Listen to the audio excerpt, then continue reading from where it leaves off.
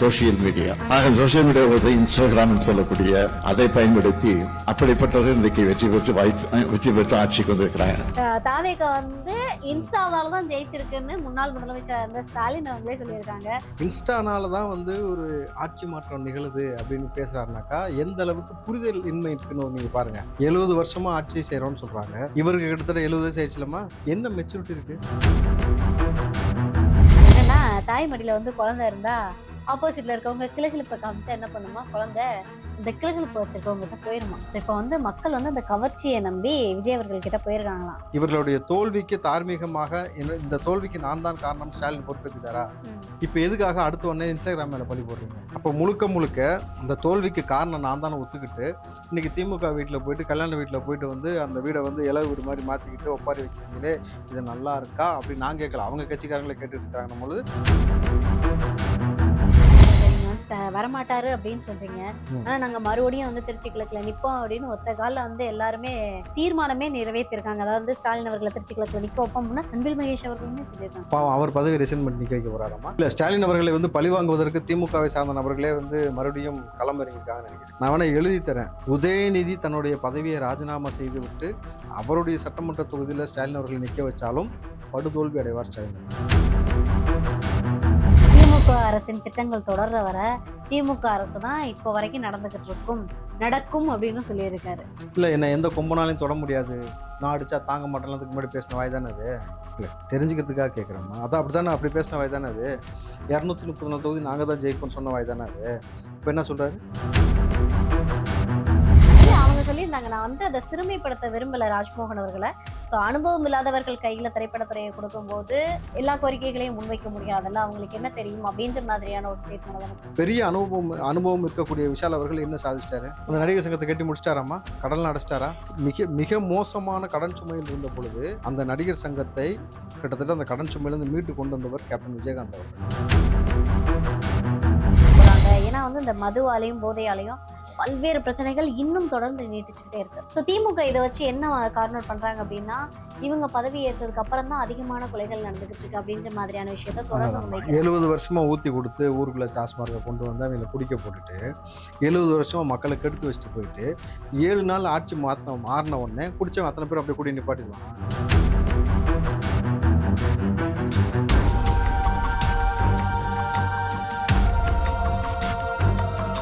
வணக்கம். வணக்கம்மா, எப்படி இருக்கீங்க? நலமா இருக்கம்மா. சூப்பர். நீங்க நலமா இருக்கீங்க. பட் இன்னொரு தரப்பு வந்து ஒரே கிரைம் மோட்ல இருக்காங்கன்னு நினைக்கிறேன். சோ எங்க போனாலுமே வந்து என்னங்க சார் ஃபுட்பால்ஸ் வாங்கி தரணுமா? இல்ல வேண்டாம், அதெல்லாம் அவங்களே வாங்கி பாருன்னு நான் நினைக்கிறேன். சோ ஏன் இதை சொல்றேன்னு உங்களுக்கு தெரியும்னு நினைக்கிறேன். தாவேகா வந்து இன்ஸ்டாவால தான் ஜெயிச்சிருக்குன்னு முன்னாள் முதலமைச்சர் இருந்த ஸ்டாலின் அவங்களே சொல்லியிருக்காங்க. சோ ஒரு கல்யாண வீட்டுக்கு போயிட்டு மணமக்களை வாழ்த்தணுமா இல்லையா, கல்யாண வீட்டுக்கு போயிட்டு ஒப்பாரி வச்சிருக்காங்க. நான் அதுல மட்டும் அவர் மட்டும் பேசல, உதயநிதி முதல் கொண்டு பேசியிருக்காரு. ஏன்டா அது கல்யாண வீடா இல வீடான்ற மாதிரி வந்து தொடர்ச்சியா பதிவுகளை நம்ம பார்த்துக்கொள்ள முடியுது. இன்ஸ்டானால தான் வந்து ஒரு ஆட்சி மாற்றம் நிகழுது அப்படின்னு பேசுறாருனாக்கா எந்த அளவுக்கு புரிதல் இன்மை இருக்குன்னு நீங்க பாருங்க. 70 வருஷமா ஆட்சி செய்யறோம்னு சொல்றாங்க. இவருக்கு கிட்டத்தட்ட 70 வயசு ஆயிடுச்சுலமா, என்ன மெச்சூரிட்டி இருக்கு? ஒரு இன்ஸ்டாகிராம்னால நம்மளுடைய ஆட்சி பறி போச்சுன்னு ஒரு முன்னாள் முதலமைச்சர் பேசுறாருன்னா அப்போ அவர் நல்லா ஆட்சி கொடுத்தாரா? பாலுந்தேனை ஓடிச்சு அவர் ஆட்சியில. எவ்வளவு ஒரு முட்டாள்தனமான ஒரு ஸ்டேட்மெண்ட்டை வந்து பதிவு பண்றோம் மக்கள் மத்தியிலன்றத புரிஞ்சுதான் செய்யறாங்களா புரியாம செய்யறாங்களா நமக்கு வந்து புரியல. ஏன்னாக்கா இவர் ஆட்சியில எவ்வளவு மோசமான நிலைமை இருந்துச்சுன்னு தமிழ்நாட்டுக்கே தெரியும். அந்த துறையில இத்தனைக்கும் தமிழ்நாட்டுல திமுக ஆட்சியில வந்து போராடாத துறையே கிடையாது இல்லையா? இந்த சூழல்ல வந்து இன்ஸ்டாகிராம்னால தான் வந்து ஆட்சி மாறுச்சு அப்படின்னாக்கா, இன்ஸ்டாகிராம்னால மட்டும் இல்ல, இன்ஸ்டாகிராம்ல நீங்க பேசி குழந்தைங்களை வச்சுதான் நீங்க வாக்குகளே வாங்கியிருக்கீங்க. அது அந்த குழந்தைய வச்சு வாக்கு வாங்க தானே இவரும் ட்ரை பண்ணாரு. 2 சின்ன பசங்க ரீல்ஸ் போட்டு இருந்த பசங்களை கூப்பிட்டு வந்து பேசுனது யாரு? அவர் தானே?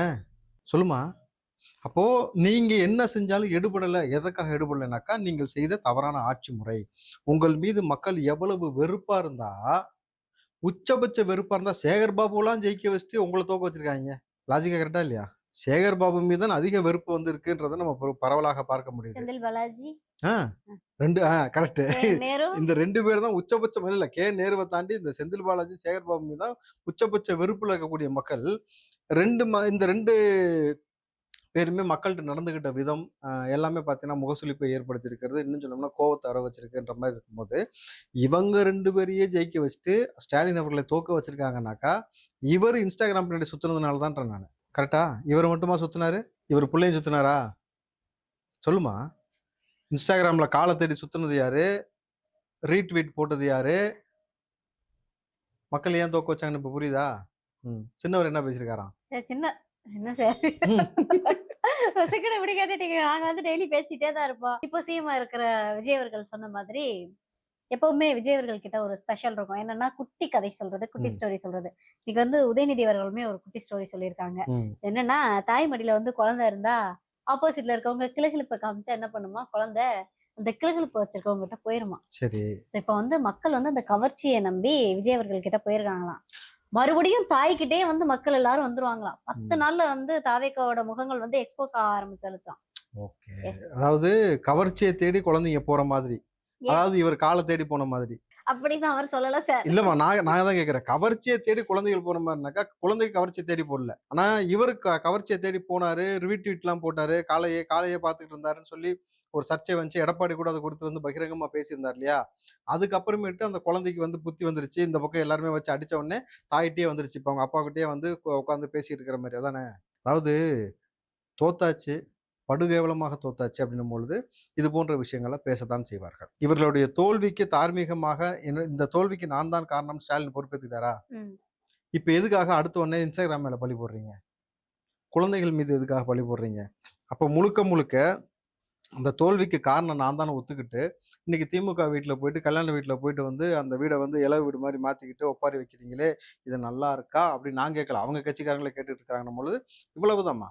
இனி எவ்வளவுதான் நீ அழுதாலும் புரண்டாலும் உலர்னாலும் இந்த மாதிரியே வந்து புலம்பிட்டு கிடந்தாலும் மக்கள் மறுபடியும் உங்களுக்கு ஒரு வாய்ப்பை கொடுக்க போவதே கிடையாது. ஏனென்றால் ஒரு வாரம் தான் ஆச்சு. ஒரு வாரம் ஆட்சி அமைச்ச இந்த காலத்துக்குள்ளே எவ்வளவு சிறப்பாக தளபதி அவர்கள் முதல்வராக நின்று ஆட்சியை வந்து நடத்தி கொண்டு போயிட்டு இருக்காரு நம்ம பார்க்கும்பொழுது பெருவாரியாக எல்லா பக்கம் வரவேற்பு ஏற்பட்டுக்கிட்டு இருக்கணும் பொழுது அந்த வைத்திருச்ச கண்ணுக்கு முன்னாடி தெரியுது.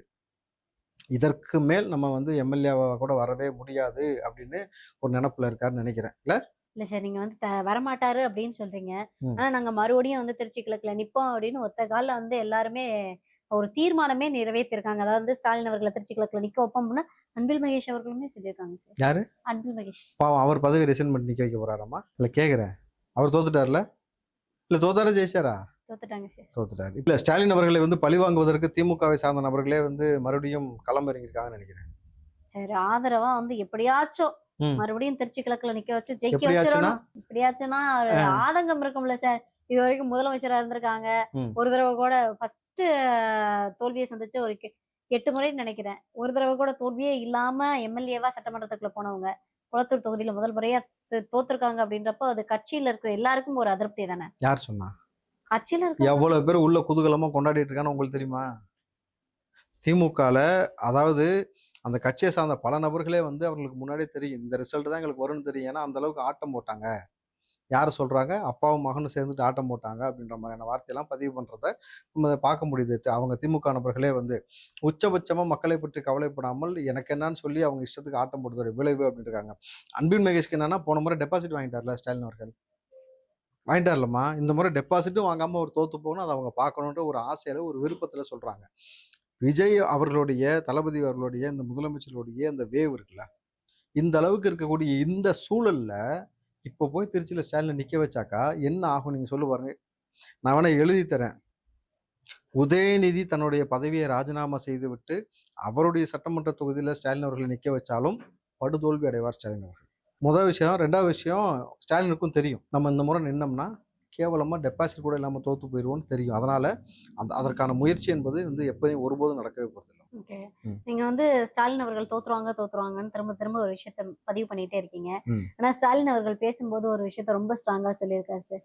திமுக அரசின் திட்டங்கள் தொடர்ற வர திமுக அரசு தான் இப்ப வரைக்கும் நடக்கும் அப்படின்னு சொல்லியிருக்காரு. இல்ல, என்ன எந்த கொம்பனாலையும் தொட முடியாது, நான் அடிச்சா தாங்க மாட்டேன், அதுக்கு முன்னாடி பேசின வாய் தானே அது. இல்ல தெரிஞ்சுக்கிறதுக்காக கேட்குறேம்மா. அதான் அப்படித்தானே, அப்படி பேசின வாய் தானே அது. 234 தொகுதி நாங்க தான் ஜெயிப்போம்னு சொன்ன வாய் தானே அது. இப்ப என்ன சொல்றாரு? திமுக திட்டங்கள் தொடர்ற வரைக்கும் திமுக அரசு தான் தொடரும். இப்பவும் திமுக திட்டங்கள்னாக்கா ஸ்டாலின் அவருடைய கட்சி நிதியில இருந்து அந்த பணத்தை எடுத்து மக்களுக்கு கொடுத்தாரா? அரசாங்க கஜானாக்கு எடுத்து கொடுத்தாராமா? அரசாங்கத்துடைய. அப்புறம் இதுக்கு திமுகன்னு முத்திர குத்துற? ஒரு முதலமைச்சராக வந்தால் அங்க இருக்கக்கூடிய வரி பணத்தை எடுத்து மக்களுக்கு செய்வது என்பது ஒவ்வொரு முதலமைச்சருடைய கடமை. புரியுதுங்களா? அது அந்த ஆட்சிக்கு வேணா பெருமை சேர்க்கும். அவ்வளவுதான். புரியுதுங்களா? அப்போ அந்தந்த ஆட்சி இருக்கும்பொழுது இந்த ஆட்சி வந்து இது போல திட்டங்கள் செஞ்சுன்னு சொல்லணுமா தவிர, திமுகவுடைய திட்டங்கள்ன்றது எதை வச்சு சொல்றீங்க? திமுகவுடைய அவங்களுடைய நிதியில இருந்து இது எடுத்து கொடுக்குறாங்களா? திமுக அறிமுகப்படுத்தினதுனால மேபி அது திமுகவுடைய திட்டங்கள், மக்கள் மீதான அக்கறையில கொண்டு வரப்பட்ட திட்டங்கள், ம். மக்களை நேசிச்சு கொண்டு வரப்பட்ட ஒரு திட்டம். இன்னைக்கு அது வந்து அப்புறம் ஏன் உங்களை தோக்க வச்சாங்க? சொல்லுங்க. அப்புறம் ஏன் ஸ்டாலினை படுதோல்வி அடைய வச்சாங்க? 16 அமைச்சர்களை எதற்காக வந்து ஓட விட்டாங்க? ஒத்த ஓட்டுல ஒருத்தர் இப்ப கோர்ட்ல போய் நின்னுட்டு கிடக்குறாரு தெரியுமா? தோத்து போய். ஏன்? வரலாறு காணாத தோல்வியுமா? திமுகவுடைய வரலாற்றுல இதுவரைக்கும் இத்தனை சீனியர் மோஸ்டா இருக்கக்கூடிய அமைச்சர்கள்லாம் தோத்ததே கிடையாது. இன்னும் சொல்ல போனா கட்சியோடைய தலைவர், கட்சியோட பொதுச் செயலாளர் முதல் கொண்டு வந்து படுதோல்வி அடைஞ்சிருக்காங்கன்னும் பொழுது, திமுக வரலாறு காணாத வீழ்ச்சி அடைந்திருக்குன்னும் பொழுது, ஆட்சி எவ்வளவு மோசமாக இருக்கிறது, தளபதி அவர்கள் மீது மக்கள் எவ்வளவு பெரிய நம்பிக்கை வச்சிருக்காங்க, எவ்வளவு வரவேற்பு இருக்கு, யங்ஸ்டர்ஸ் முதல் கொண்டு அரசியலை புரிந்து கொண்டான்றதுக்கான தான் இது ஒரு புரிதல். இது வந்து என்னைக்கு வந்து யங்ஸ்டர்ஸ் அரசியலை புரிஞ்சுக்கிட்டானோ, அதுக்கப்புறம் அவன் அரசியலுக்கு உள்ள வந்ததுக்கு பிறகு இனி திமுகவுடைய திருட்டுத்தனம், அயோக்கியத்தனம், இதற்கு முன்பாக காலங்காலமா ஒரு கதையை வச்சு ஓட்டிட்டு இருந்தாங்களே அந்த இது, இந்த சாதியை வைத்து சாராயத்தை வச்சு ஓட்டிக்கிட்டு இருந்த அந்த பொழப்பு, இந்த மூக்குத்தி கொடுக்கறதுக்கு பிரியாணி கொடுக்கறது, கோட்டை கொடுக்கறது, இந்த ட்ரெண்ட் எல்லாத்தையுமே உடைச்சாச்சு. ஏன்னா இன்றைக்கு தளபதி என்ற ஒற்றை முகத்திற்காக தான் இத்தனை 108 சீட்டு கொடுத்துருக்காங்க. பல இடங்கள்ல வந்து சொன்னது போல வந்து வேட்பாளர் பெருசா அறிமுகம் இல்லாத நபர்கள் அவங்கெல்லாம். அப்போ எவ்வளவு பெரிய நம்பிக்கை இருந்தாக்கா அந்த மக்கள் வந்து ஆட்சியை கையில ஒப்படைச்சிருப்பாங்க. இந்த மக்கள் தன் கையில இவ்வளவு பெரிய பொறுப்பை கொடுத்துருக்காங்கன்னு தெரிஞ்சதுனால தான் ஒரு கவர்மெண்ட் ஆஃபீஸ்ல காலையில வந்தோடனே 9 மணி டு 4 மணிக்கு எப்படி வேலை செய்வாங்களோ அதே போல ஒரு முதலமைச்சர் காலையில 9 மணிக்கெல்லாம் வந்து தலைமைச் செயலகத்துக்கு வரதா இருக்கட்டும், வரும்பொழுதே வந்து டிஃபன் பாக்ஸ்ல உணவு கட்டிக்கிட்டு வந்து அவர் ரூம்லேயே உட்காந்து சாப்பிட்றதா இருக்கட்டும், 4 மணி வரைக்கும் இருந்து எல்லா அதிகாரிகளையும் பார்த்து அடுத்தடுத்து எல்லா நிகழ்வுகளும் செய்து கொண்டு போறதா இருக்கக்கூடிய ஒரு விஷயமா இருக்கட்டும். இன்னைக்கு பாருங்க, அமைச்சரவை பொறுப்பேற்ற நபர்கள் எல்லாத்தையும் கூப்பிட்டு போய் ஒவ்வொருத்தர தன்னுடைய அறையில உட்கார வைக்கிறாரா? ஆமா. நீங்கள் செங்கோட்டையன் அவர்கள்லாம் வெயிட் பண்ணிட்டு இருக்காரு தளபதி எப்போ வருவாருன்ட்டு. வந்ததுக்கு அப்புறம் அவர் முதலமைச்சர் உட்கார சொன்னதுக்கு அப்புறம் போய் உட்கார்ந்து பொறுப்பேற்கிறாரு. இந்த பக்கம் பொதுச் செயலாளர் இருக்கக்கூடிய ஆனந்தையா அவர்களையும் அதே மாதிரி கூட்டு போய் உட்கார வைக்கிறாங்க.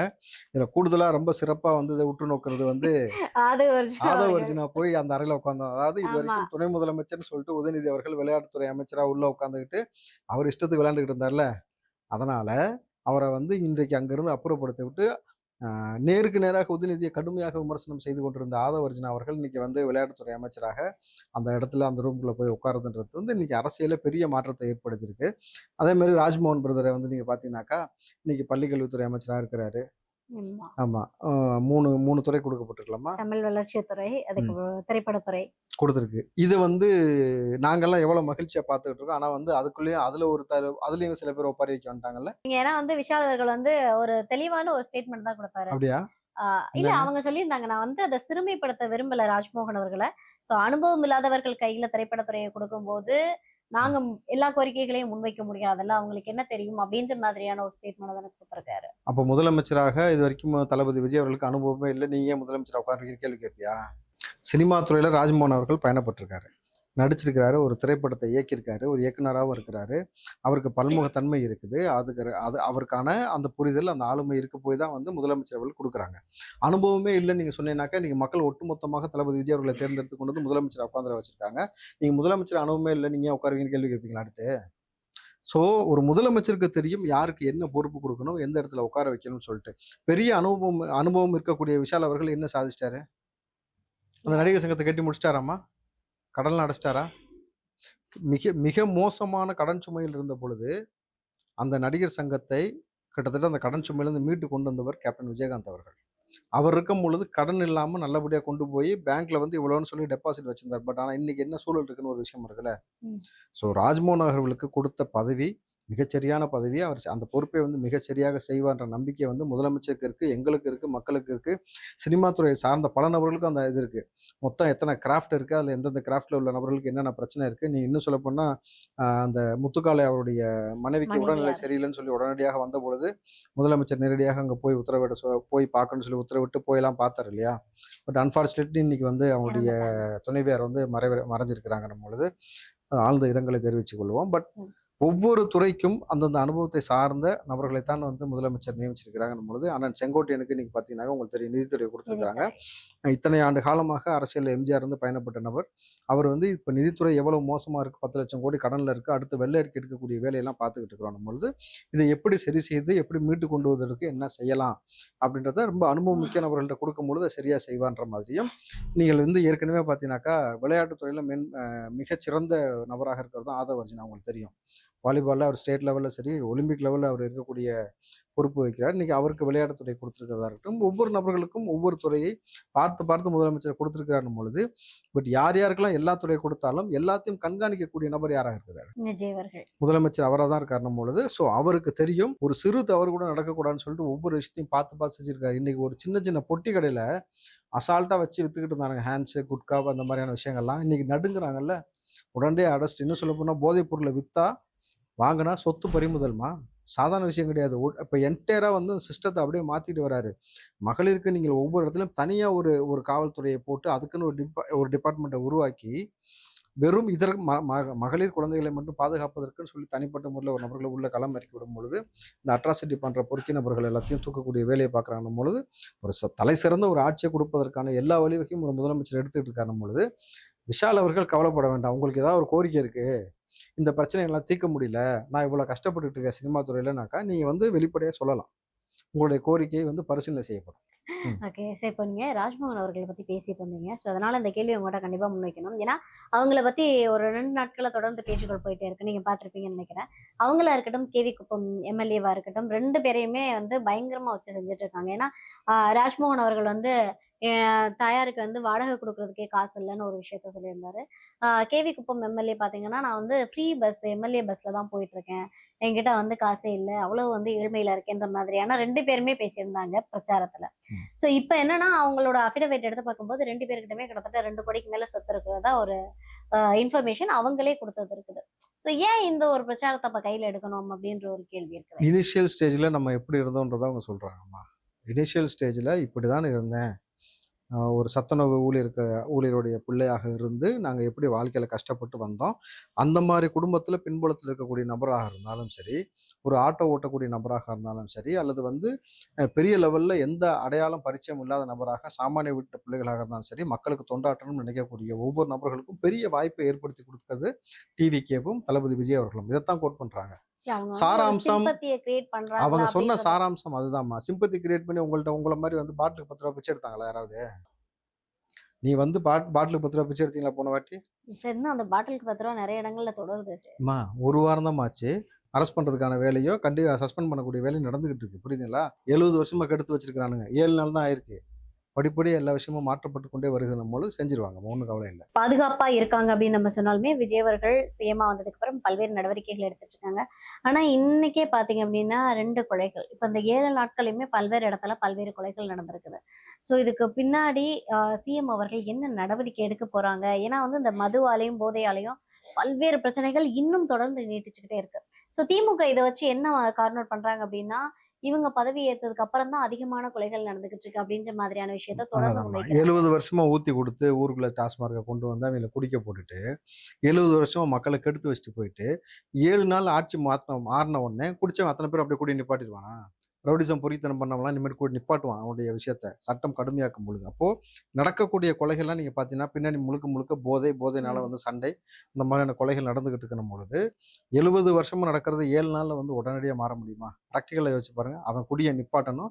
அதுக்கு இப்போ ஒரு வரையறை கொண்டு வந்திருக்காங்க. 21 வயசுக்கு மேல உள்ள நபர்களுக்கு தான் இப்போ வந்து ஒயின் ஷாப்ல வந்து நீங்கள் வந்து மது கொடுக்கணும்னு சொல்லி இப்போ ஒவ்வொரு திட்டமும் ஸ்கீம் வந்து இனிஷியேட்டிவ் வந்து ரொம்ப பிரமாதமா போயிட்டு இருக்கு. நீங்க பாருங்க, ஒரு குட்கா விற்கிறதுக்கு பயப்படுறானுங்க. போதைப் பொருள் கடத்தினால வித்தாலும் வந்து சொத்து பறிமுதலாக இருக்கும்போது சட்டம் கடுமையாகும் பொழுது இன்னும் சொல்ல போனீங்கன்னாக்கா ஒரு கைதியை வந்து நீதிமன்றத்துக்கு கொண்டு போகும்பொழுது அவருக்கு சலுகை காட்டியதற்காக வந்து பார்த்தீங்கன்னாக்கா 3 காவலர்களை சஸ்பெண்ட் பண்ணியிருக்காங்க. ஸோ முதலமைச்சர் நேரடியாக காவல்துறையை தன் கட்டுப்பாட்டில் வச்சிருக்கும் பொழுது ரொம்ப ஸ்ட்ரிக்டாக நடக்குமா எல்லா விஷயமும். இது போன்ற விஷயங்கள் இனி வரக்கூடிய காலத்தில் ஆட்சி முறை இன்னும் கடுமையாக சட்டம் பாய ஒன்று திருந்தணும், இல்லாட்டி தப்பு செஞ்சால் வருந்தணும். அந்த மாதிரி தான் நடக்கும். திருந்துறதுக்கான பாசிபிலிட்டிஸ் இருக்கான்னு கேட்டா மிக குறைவா இருக்குதோன்னு தான் பாக்குறேன். ஆனா நிறைய பேர் வந்து தொடர்ந்து வந்து இன்ஸ்டால எல்லாம் திமுக பாத்தீங்கன்னா திருந்தவே நீங்க இல்லையே அதனாலயாம்மா? அதை வச்சு நீங்க சொல்றீங்கன்னு நினைக்கிறேன். சட்டம் வந்து ப்ரொசீஜரா நீங்கள் வந்து 21 வயசுக்கு மேல உள்ளவங்களுக்கு தான் மதுவை கொடுக்கணும். நீங்கள் மது அருந்திட்டு சண்டை எங்கேயாவது போட்டீங்கன்னாக்கா தூக்கி கொண்டு போய் உள்ள வச்சிட்டாங்கன்னா அதுக்கப்புறம் உங்க வாழ்க்கை பெரிய கேள்விக்குறி ஆகுன்ற பொழுது தன் குடும்பத்தை பற்றியும் தன் எதிர்காலத்தை பற்றியும் அச்சரிக்கக்கூடிய நபர்கள் வந்து திருந்துவாங்க. இல்ல நான் இப்படியே பொறித்தனம் பண்ணியே பழகிட்டேன்னு சொல்லக்கூடிய நபர்கள் ஜெயில்ல போய் உட்கார்ந்து வருந்துவாங்க. இது கண்டிப்பா நடக்கும். அப்போ ஆக மொத்தத்துல மக்களுக்கு பப்ளிக் இடையூறாக இருக்கக்கூடிய நபர்கள் இங்க இருந்து அப்புறப்படுத்தப்படுவார்கள், களை எடுக்கப்படுவார்கள் நிச்சயமாக.